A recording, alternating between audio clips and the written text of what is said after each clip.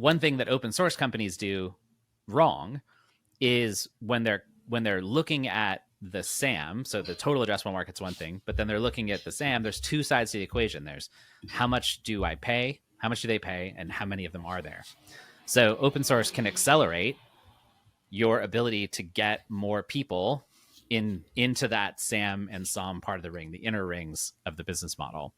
But most of them are paying nothing, which drives the average price down. So the right-hand side of the equation gets lower. So the average selling price of the software goes down. And what we love to do to counteract that is to just pretend those people don't exist. So we just go, oh, that's not actually, they don't actually count for determining the average selling price, right? We cut them out. They're in a different category. And that little magic trick is how we fool ourselves into believing it's all going to be fine. And so at scale, you get to Terraform, you get to HashiCorp, and they get to a level of market saturation where how many people who need HashiCorp's tools don't know about HashiCorp, right? Most of them know. Not many. And so then you start saying, well, growth is slowing down. Where do we find new growth? Well, we either launch new products, right? Which they do, but there's no guarantee that your new products are as big a hit as the old ones, right? They got 2 home run products, Terraform and Vault. That's 2 more than most people ever get. So amazing. The others are some variation of pretty good, right? Or okay.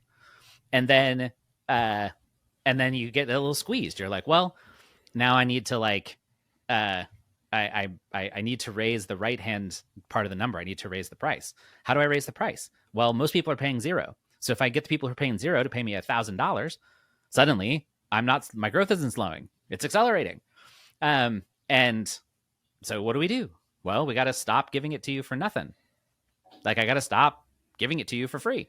And that's actually the crux of the business sustainability problem in open source, is that when we're analyzing those business models and when we're looking at how big can my business become and how does the business side work, the risk is that we drive that ASP too low.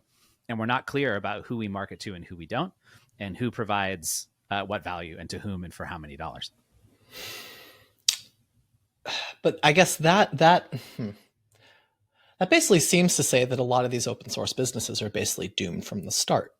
Or maybe that, they always are going to have this very low sales price. I wouldn't say that they're doomed. I would say that they're a little kneecapped in their ASP that, so you look at Chef, for example, my own experience, the incumbent software providers, BladeLogic and Opsware, their average selling price was probably 3 to 5 times what Chef's final average selling price was for shittier software.